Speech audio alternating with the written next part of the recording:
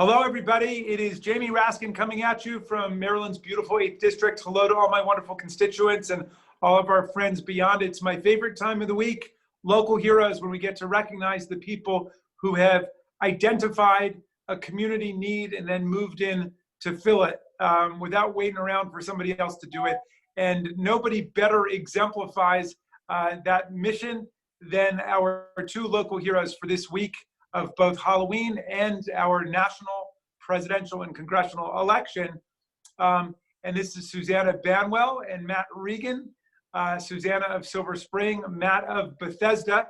They met in 2018. They shared a common passion, which is an unusual passion, for registering people to vote and to making sure that everybody participates. You know, there are countries around the world where the government takes responsibility for either automatically registering everybody or going out and doing it. Here we don't. And so it is people like Suzanna and Matt who make it happen. So the first thing I want to start with is congratulations to you both on being our local heroes this magical week before the 2020 presidential election. And I wonder if both of you would just tell the story of how you met and how you discovered this common purpose that you guys have. Suzanna, maybe you'll go first. And I'll say by way of background, you are a lawyer. You also have a master's in public health. You worked in women's rights and women's public health around the world before coming back to do family stuff and then to get involved in this. So please tell us your story about how you met Matt and how you guys came to found For You to Vote, where people can find it foryoutovote.com. Okay, well, thank you, Jamie. We're really honored and surprised to be here. Really means a lot. So let me start by saying that. Matt and I have this shared common interest. We found each other. I actually, the secret is I asked a certain Congressman Raskin who he knew who was really interested in voter registration about 2.5, almost going on 3 years now ago. And you didn't hesitate, Jamie. It was Matt Regan. And I think I called Matt that same day and we met and we just had a complete meeting of the minds. We both felt really strongly that it was essential that every single person was able to get their right to exercise their vote, to be able to exercise that. And there's just, it's remarkably opaque. If you don't grow up with going to the polling place with your parents, if you're here as a new citizen, if you just haven't been participating in the political process, there are a lot of people who are just, they don't even know how to begin to get involved. And so we really wanted to focus on that and just enfranchising as many voters as possible. Well, that's a beautiful thing. Matt, tell us your story. You're a lawyer. You were at the Department of Justice for a decade. You also practiced privately as well. What was it like when you met Suzanna, and how have you experienced your collaboration together in For You to Vote? Well, I'd like to second Suzanna's comments. Thank you for recognizing us and For You to Vote. It means a lot to us. I'd like to say, I think Suzanna's being modest. Suzanna has a lot of experience in the electoral process, both here and really in some foreign countries. I had enthusiasm and energy. Suzanna has a lot of knowledge, and I feel very fortunate to have been introduced to Suzanna. I don't think that I would ever have been able to accomplish anywhere near as much without her experience and expertise. And we did share a view that it was important to get people registered, but also from the very beginning to do it in a way that answered people's questions, not to generate numbers, but to generate quality registrations and quality contacts with people we met in the public, even people who are already registered, to answer their questions, to make sure that people felt comfortable participating in the system. It's very complicated, and we have focused on that from the beginning.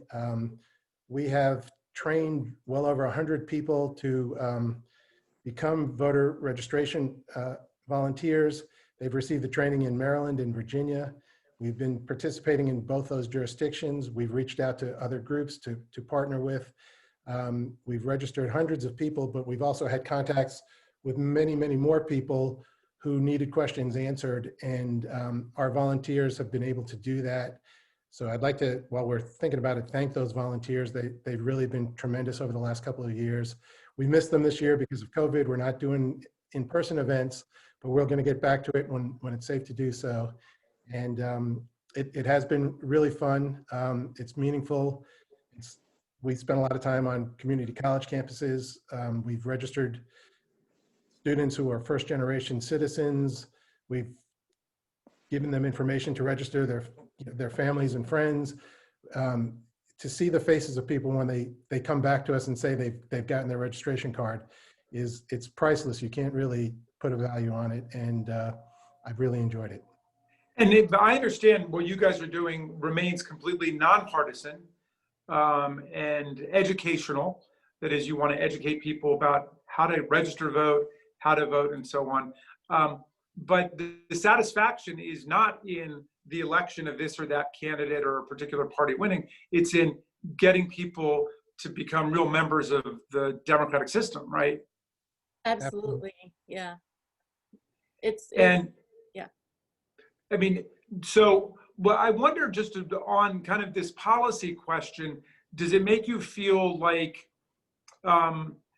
it's sort of worth it to have a system where the government is not actively registering people because there is this opportunity to do grassroots education and advocacy? Or do you think it would be better if everybody was automatically registered the way like it happens in France or some other countries where it's just part of, you get a social security card, you get a voter card at the same time? What do you think about that?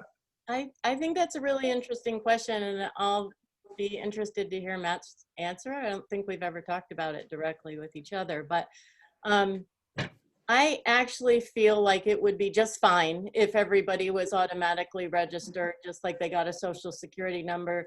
There is still so much work to be done in terms of then what? There's a lot of process involved in, once you get registered, then how do you access the polling place or a mail-in ballot, and what's going to happen, and what's the experience going to be like. And even moving state to state, I think if we had a national voter registration system, there still would be updates required every time somebody moves to a new jurisdiction, because we do have a federation and every state does this their own way. So personally, I don't think we would lose any grassroots contact if we had voter registration. I think it would actually help people reach out maybe a little bit more and try to figure out, what is this and what does it mean and what do I do with it? I don't know. I would hope that would happen. I don't know. Matt, what do you think? I don't know.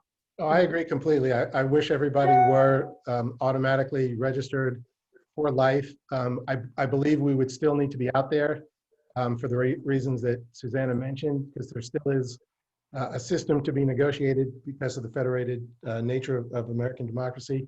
But if we started with everybody assuming they were in the system and being sent the message that they're welcome in the system, I think it would turn out numbers, and I think our country would be better for it if we approached universal participation.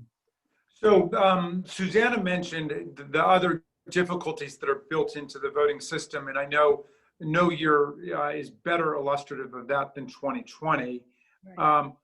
And how has your project morphed into something bigger? I know that voter registration has always been the heart of it, but you, as far as I can tell, you have ended up doing other kinds of education and even sort of reform advocacy to try to improve the system. Is that right? Suzanna, is that correct? Or yeah, we have, let's put it this way, we've always looked at voter registration as sort of the center of a nest of issues and concerns that expand into both voter education and voter support. And when you get to voter support, you start looking at what are the barriers to people being able to participate in the system. And so we haven't done direct sort of lobbying advocacy, but we have taken a really close look at the way the actual process of registering, and in 2020 of requesting a ballot, of getting a mail-in ballot, of returning a mail-in ballot. And we've tried to work with various parties along the way to make that system helped to make that system as smooth and transparent and functional as possible, because especially because of COVID and the way things have had to change so quickly. And to add to what Matt was saying, I want to really thank the Board of Elections too. I think both at the state level and at the county levels, these folks work really, really hard and get very little recognition, frankly, unless something goes wrong. We've found them to be very effective and very responsive, but it's a big, complicated system, and there definitely have been glitches, and we've tried to work at various levels to smooth things out as much as possible. Also moved online more. We have had a website for a while. We've done a lot of work to keep it current as the news changes. We created a separate website, which was sort of a one-page clearinghouse with all the links to the relevant forms, so that people could go to one page and register or request their ballot or check their registration status. And we've tried to publicize that through our own mailing list and through reaching out to others, including public officials, just to make it available, not to be heavy-handed. But we have found that information is key in this process. It's been changing rapidly, so we've been updating things as we can.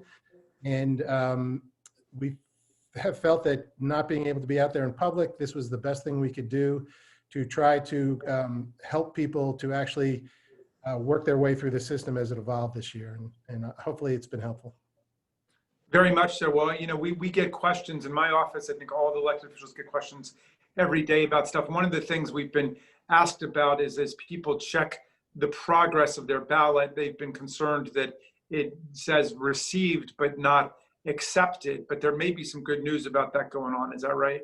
Yes, there's good news today from some sources at the Board of Elections have let us know that they have in fact made some adjustments so that they can now show ballots all the way through to accepted, which is the last step. So we are recommending people give them a little bit of time. If your mail-in ballot just made it back, they still need time to process it through, but people should start seeing their ballots accepted. And once it's accepted, that means it's ready to be counted, right? It's done. You voted. It's like you get your "you voted" sticker. Gotcha. Okay. But has formal counting started yet? They have. Technically, they can't release any results. Let me put that this way. They can't release any results until the close of the election. I gotcha. Okay. So, yeah.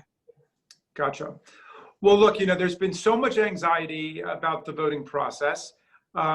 And you guys have channeled your anxiety and your interest into this really magnificent achievement of going out and registering hundreds or thousands of people over the last few years. It's really remarkable. And so for those reasons and for everything you've done for our democracy, not just in Maryland, but also in Virginia, it has poured over into Virginia. You are our local heroes, and I want to give you each a chance to say a parting word to all of the people of Maryland's 8th and beyond. Vote. There's still time to vote. The polls are open. It's going really smoothly. It's a beautiful sight out there. We've been riding circuit to a lot of the polling places since early voting began. If you have your mail-in ballot, fill it out, stick it in one of those beautiful mail ballot drop boxes. Otherwise, if you want to come out and vote in person, it's safe, it's easy, it's running smoothly. And still a good idea to do it before Election Day, because it looks like Election Day, in spite of all the early voting and all of the mail-in balloting, is going to be a busy day. Thank you, Suzanna and Matt. I would say the same. Vote. Make sure everybody in your family votes. Make sure your friends vote. Don't be shy about it. Ask people, encourage them. If they need information, send them to our website, foryoutovote.com, and keep voting every year. Every year, keep going. That's great. That's Matt Regan. It's Suzanna Banwell of foryoutovote.com, and that's the numeral 4U, the numeral 2, foryoutovote.com. And thank you for what you've done for all of us. You are our local heroes. Thank you, Jamie.